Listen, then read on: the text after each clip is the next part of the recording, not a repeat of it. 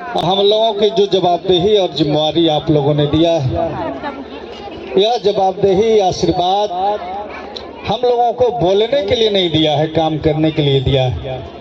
और हमारे साथियों ने सुझाव दिया है कि इस गांव में जो शहादत हुआ था बनिहार साथियों का, आज तक इनके मौत पर, इनके शहादत पर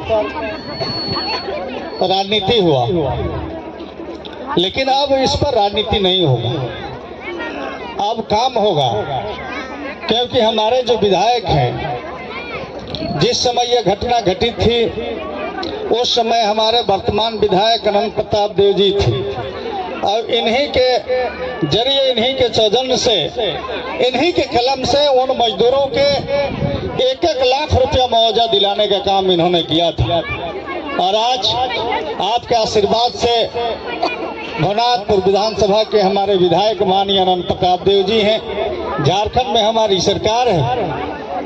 हम लोग चाहते हैं कि आपको हम अपने पास ना बुलाकर मैं आपके बीच में आऊं, क्योंकि कूपा के लोग शहादत हुए हैं और जहां के लोग शहीद हुए हैं उनको सम्मान देने के लिए उनके घर पर जाना चाहिए, उनके पास जाना चाहिए। तो आज हमारे नेता माननीय अनंत प्रताप देव जी ने, झारखंड मुक्ति मोर्चा के तमाम साथियों ने आपके गांव में कूपा में आकर उन शहीदों को सम्मानित करने के काम, उन्हें श्रद्धांजलि देने के काम, उन्हें याद करने के काम हम लोग कर रहे हैं। और उनका सच्चा याद करना तभी पूरा होगा जब इस गांव में जैसे पीने का पानी, रहने का घर, शिक्षा के लिए स्कूल, चलने के लिए सड़क की अगर व्यवस्था नहीं होता है तो हमको लगता है कि जितना भी शहीदों के नाम पर हम लोग बोले वो कम होगा। आज हम अपने साथियों से कहना चाहते हैं, हमारे देवदत्त जी हैं, हमारे मुखिया जी प्रमोद जी हैं, संजय जी हैं, मैं आप लोगों से कहना चाहता हूं कि हम लोगों के जो यहाँ जिन लोगों को मौत हुआ था उनके परिवार के लोगों को पीने के पानी की व्यवस्था है कि नहीं, अगर नहीं है तो उसको आप लिस्ट बनाइए। अगर उनका आवास नहीं है तो उनको आवास के लिए भी स्पेशल आप लिस्ट बनाइए और माननीय विधायक जी उसको डीसी को लिखेंगे और वीडियो को बोल करके उन शहीदों के परिवारों को आवास देने के काम करेंगे।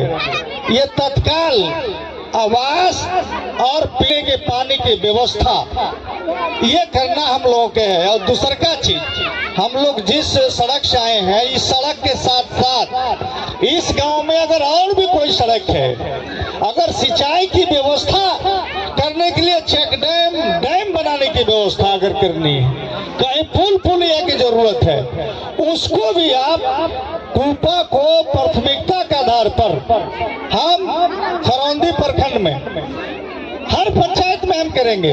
लेकिन यहाँ के लोगों ने खोया है, अपने पति को खोया, अपना बेटा को खोया, अपना बच्चा को खोया, अपना भाई को खोया है, और इसलिए इनको प्राथमिकता के आधार पर सबसे पहले इनको व्यवस्था हमको करना है। चाहे वो सिंचाई की व्यवस्था करना पड़े, पानी पीने की व्यवस्था करना पड़े, रहने का घर व्यवस्था करना पड़े, चाहे चलने के लिए सड़क व्यवस्था करना पड़े, ये व्यवस्था सबसे पहले हमारे साथियों को करना होगा। विधायक जी को लिख करके आप दीजिए और विधायक जी फौरन उस पर कार्रवाई करेंगे।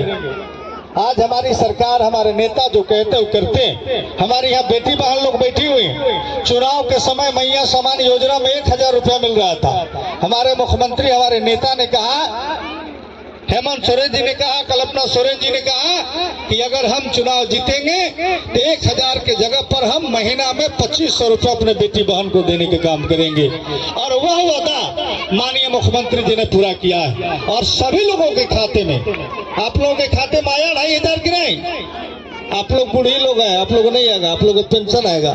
जो बेटी बहन लोग हैं वो उधर है, आप लोग आया ना जी।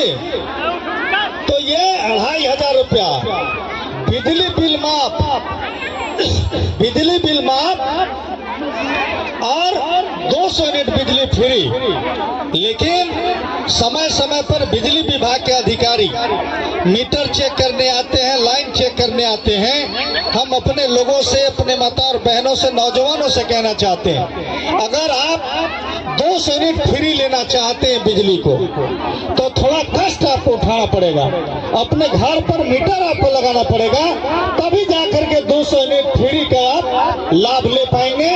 और अगर ऐसा नहीं करते हैं तो समय समय पर बिजली अधिकारी आएंगे, आपको डरवाएंगे और नाजायज वसूली भी होगा।